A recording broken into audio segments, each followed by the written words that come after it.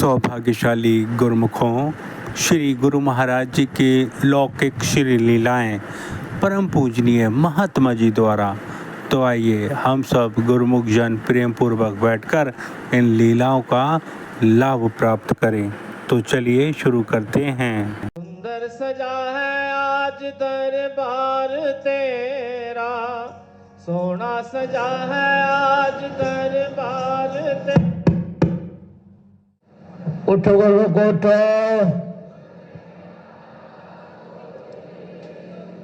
श्री गुरु महाराज जी का हुक्म है गुरुमुख उठो।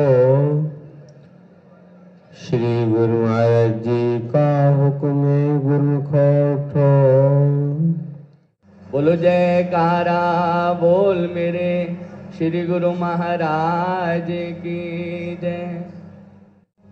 श्री दर्शन किए महामहिमा, इस जुबां से नावरनी जाती है। जन्मों जन्मों से प्यासी रूह मेरी, तेरे दर्शन से चैन पाती है। तेरा जलवा है बेमिसाल प्रभु, तेरी तारीफ हो मगर कैसे, के बने ये नजर जुबां कैसे, के बने ये जुबां नजर कैसे। ना जुबां को दिखाई देता है, ना निगाहें ही बोल पाती हैं। श्री दर्शन किए महामहिमा, इस जुबां से नावरनी जाती है। बड़ा दिलकश नजारा है इनका, है विराजे शहंशाह रूहानी। क्या अलौकिक है तेज चेहरे पर, क्या निराली छवि है लासानी। तेरे दीदार की छटाई अनुपम, आज सबके हृदय लुभाती है। तेरे दीदार की छटाई अनुपम, आज सबके हृदय लुभाती है। श्री दर्शन किए महामहिमा, इस जुबां से नावरनी जाती है। यूं ही बस देखता रहूं तुझको, तेरे दर्शन से दिल ना भरता है। यूं ही बस देखता रहूं तुझको, तेरे दर्शन से दिल ना भरता है। तेरे चेहरे से नजर हट जाए, कोई लम्हा न यूं गुजरता है। मेरी हर सांस मेरी हर धड़कन, तेरी उल्फत के गीत गाती हैं। मेरी हर सांस मेरी हर धड़कन, तेरी उल्फत के गीत गाती है।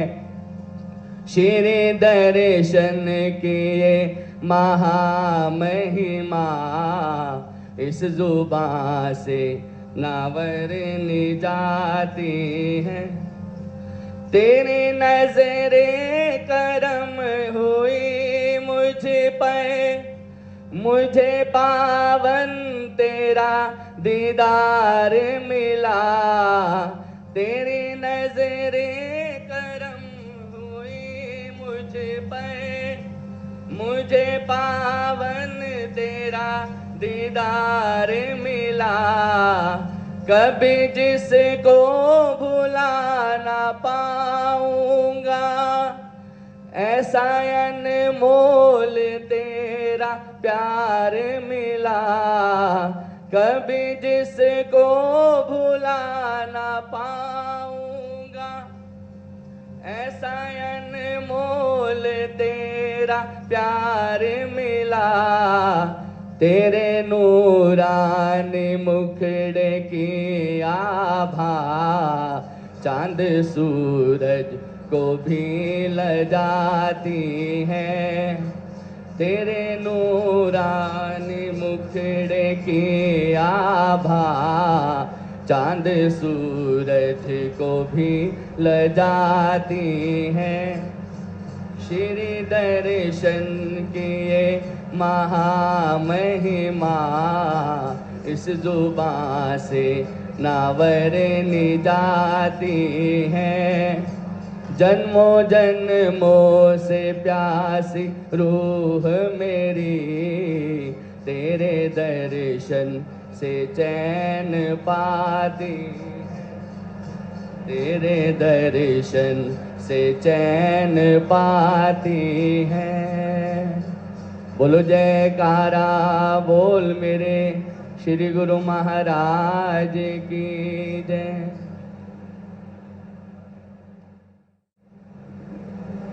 मेरे सतगुरु आप हैं, जग के तारणहार। शरण गहे को दीजिए, चरण कमल का प्यार। तुम्हारी मुझको आस है, तुम्हारा ही आधार। तुम बिन कोई ना मेरा, श्री परमहंस दाता। तुम बिन कोई ना मेरा, श्री परमहंस दाता।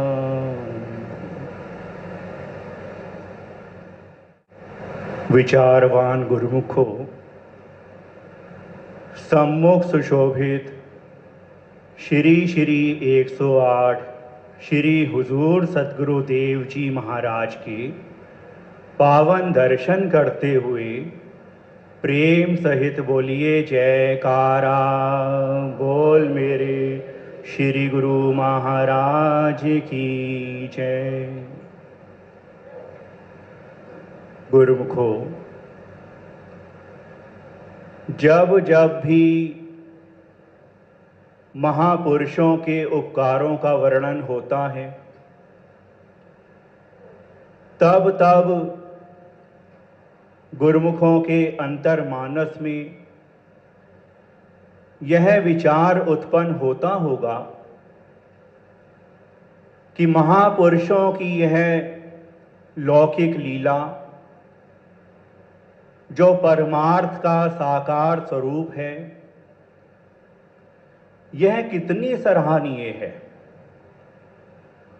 कि महापुरुष सभी को सच्ची खुशियां प्रदान करते हैं, अपना शुभ आशीर्वाद देते हैं और सबकी झोलियां नाम भक्ति के सच्चे धन से भरपूर कर देते हैं।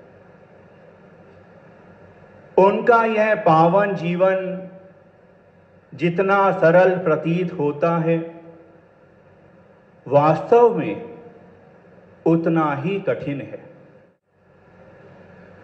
जीव कल्याण के लिए वे कैसे कैसे कितने कितने कष्ट उठाते हैं, अपनी सेहत की परवाह ना करते हुए भी गुरुमुखों को, सभी को भक्ति परमार्थ की राह पर लगाने के लिए कठिन पुरुषार्थ करते हैं।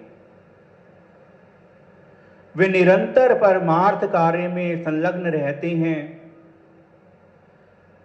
सभी को अपने पावन श्री दर्शन और नाम भक्ति का अमृत पिलाते हैं, सभी को आत्मिक सुख प्रदान करते हैं और वही कृपा इस समय भी हम सभी पर बरस रही है।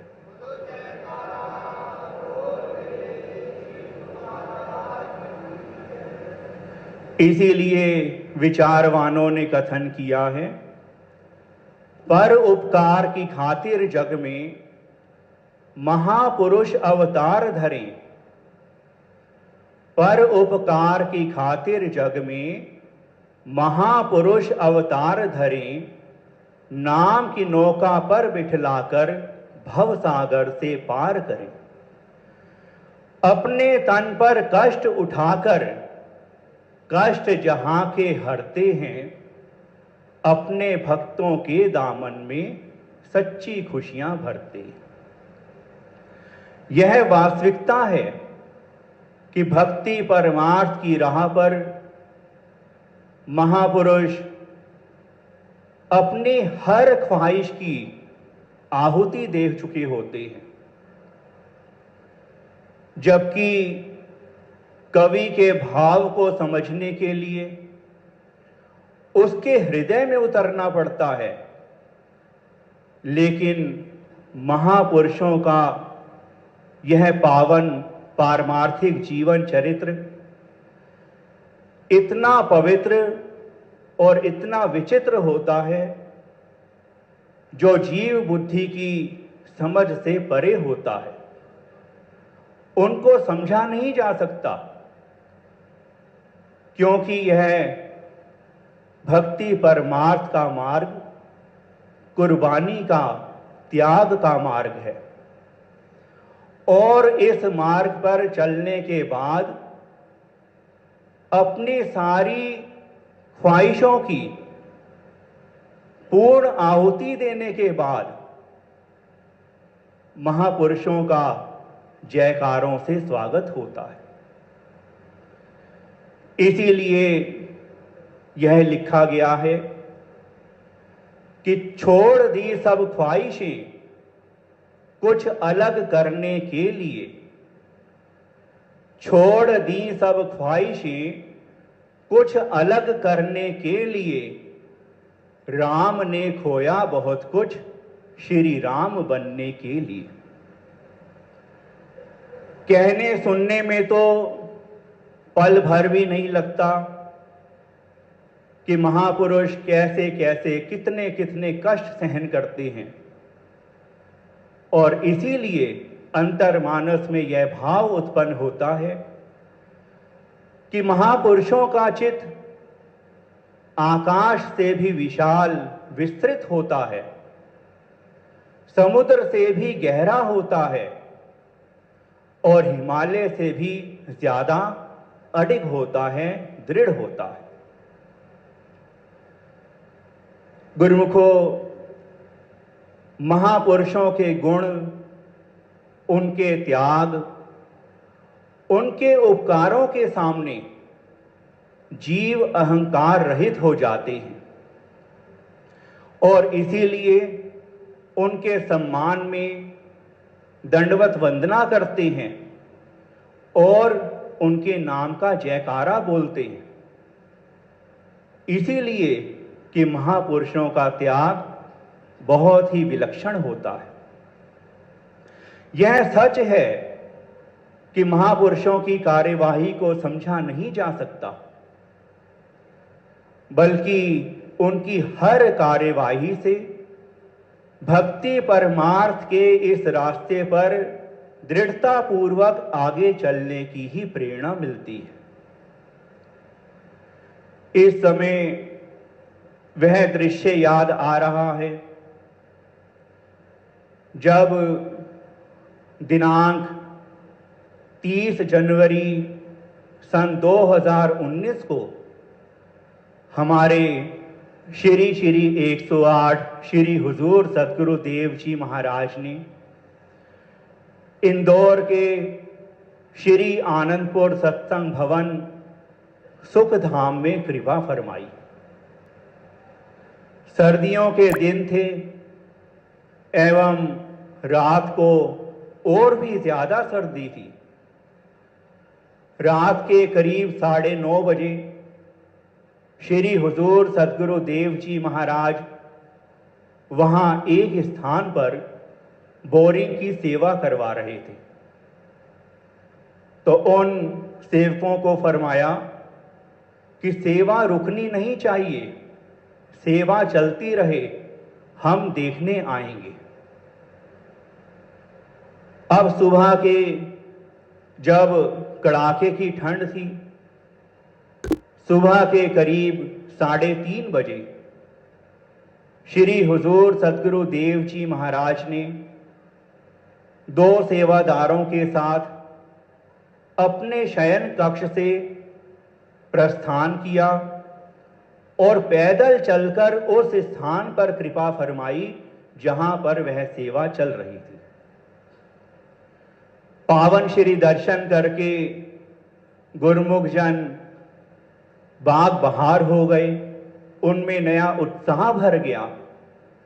सेवा चलती देखकर, गुरुमुखों को सेवा में संलग्न देखकर श्री हुजूर सदगुरु देव जी महाराज ने उन पर अपनी प्रसन्नता प्रकट की और आगे के लिए दिशा निर्देश देकर लौट आए।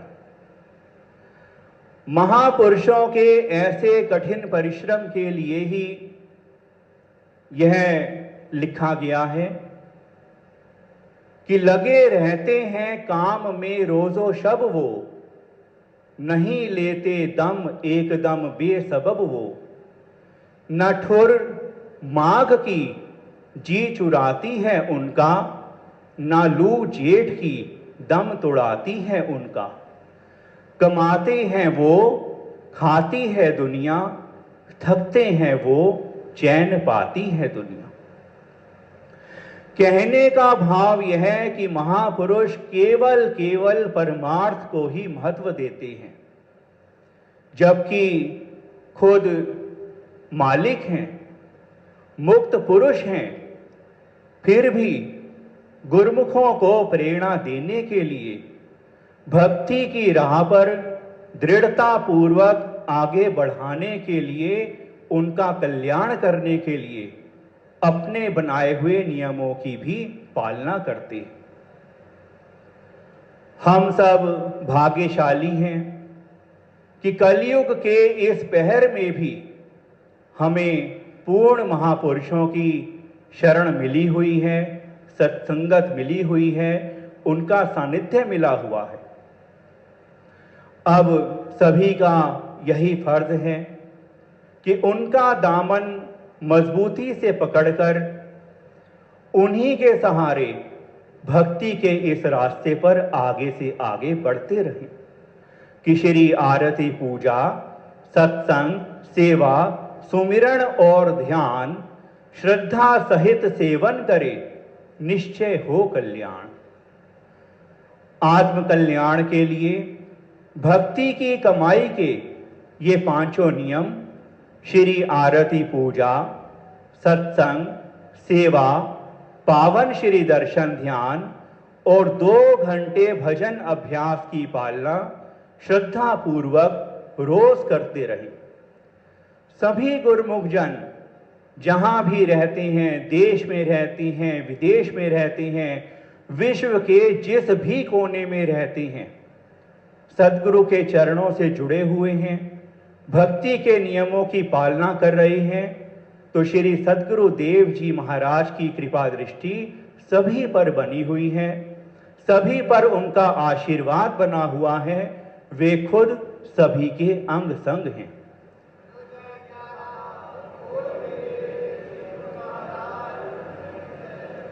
अब इस कृपा को प्राप्त करते हुए गुरुमुख जन हमेशा आनंद मग्न रहें, प्रसन्न चित्त रहें, हमेशा सुरक्षित रहें।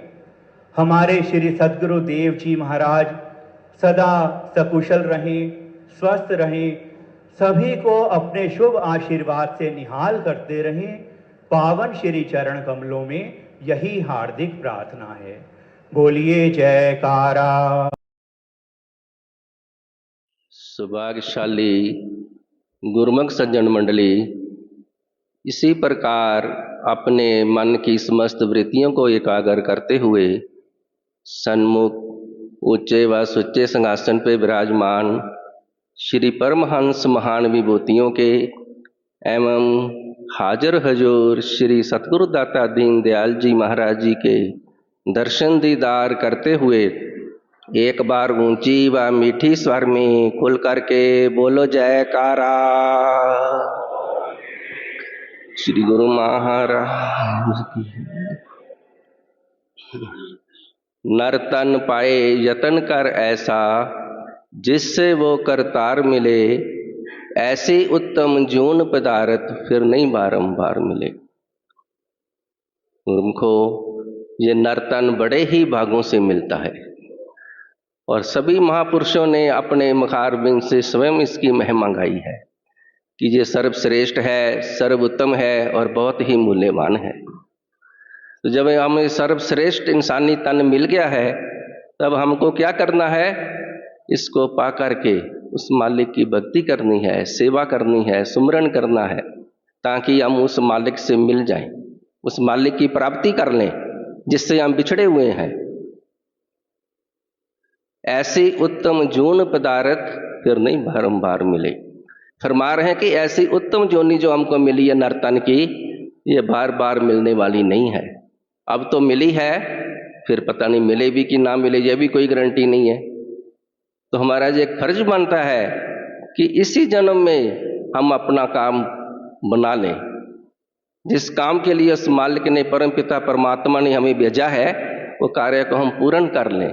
सतगुरु की आज्ञा के अनुसार भक्ति के नियमों की पालना करेंगे तो हमारा वो जो कार्य है वो पूर्ण हो जाएगा। कई जन्मों से हमारी जो आत्मा है उस परमात्मा से बिछड़ी हुई है। बहुत जन्म बिछड़े थे माधो, ये जन्म तुम्हारे लेखे, कह रविदास आस लग जीवा, चिर पियो दर्शन देखे। ये कई जन्मों से हम उस मालिक से बिछड़े हुए हैं। एक जन्म नहीं, दो जन्म नहीं, चिरकाल से बिछड़े हुए हैं। ये जन्म जो है अब हम सतगुरु के अर्पित कर दिया है। अब हम उनकी आज्ञा, अब हम मौज के अनुसार, जो भी उनकी आज्ञा हो, उनकी आज्ञा के अनुसार हम सेवा करें, भक्ति करें, भजन करें, ताकि हम पूर्ण रूप से उस मालिक के साथ मिल जाएं। बहुत देर से तो आस लगा करके हम बैठे हुए थे सतगुरु के दर्शनों के लिए। चिरकाल से हमें वो दर्शन नहीं हो रहे थे, मगर अब सतगुरु की कृपा हुई कि हमें वो साक्षात श्री दर्शन हो रहे हैं। कारा बोल मेरे श्री गुरु। तो गुरुमुखो, ये कितना बड़ा सौभाग्य है कि हमें सारे साधन मिल गए हैं। वक़्त के परिपूर्ण श्री सतगुरुदेव जी मिल गए, उच्चा व सच्चा श्री अनंतपुर दरबार मिल गया, और भक्ति के साधन भी श्री गुरु महाराज ने हमें मुहैया करा दिए हैं। अब हम सेवकों का क्या फर्ज बनता है कि हम श्री सतगुरुदेव महाराज जी की आज्ञा के अनुसार उन भक्ति के नियमों की पालना करें, क्योंकि समय तो गुरुमुखो पल पल क्षण क्षण करके बीतता जा रहा है।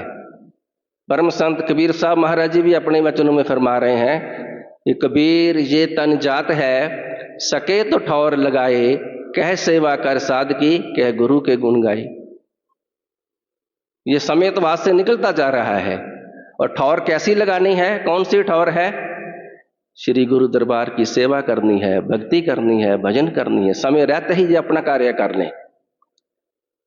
कह सेवा कर साध की, कह गुरु के गुण गाए। अपने इष्ट देव सतगुरु की तन प्राण से निष्काम भावना से सेवा कर लें।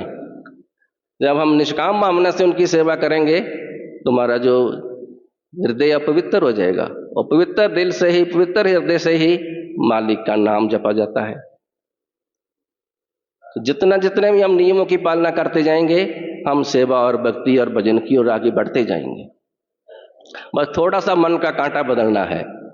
जैसे संत बुल्ले शाह जी का छोटा सा वृतांत है। जब उनका जन्म पंजाब प्रांत का है, और वो एक उच्च कुल में उनका जन्म हुआ था। और संपन्न परिवार से थे, तो शुरू से ही उनके दिल में जो मालिक की भक्ति को पाने की जिज्ञासा थी।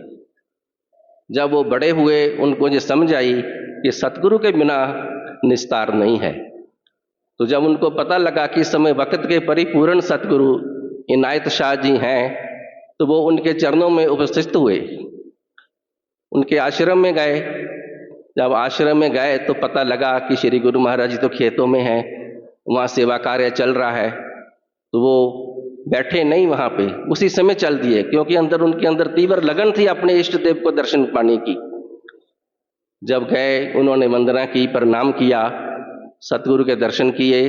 दर्शन करते ही उनका तन मन सुख से, उनको सुख अनुभव होने लगा, आनंद अनुभव होने लगा। तो दर्शन पाते ही वो निहाल हो गए। तो श्री गुरु महाराज ने पूछा उनको कि बुल्लिया किमें आया?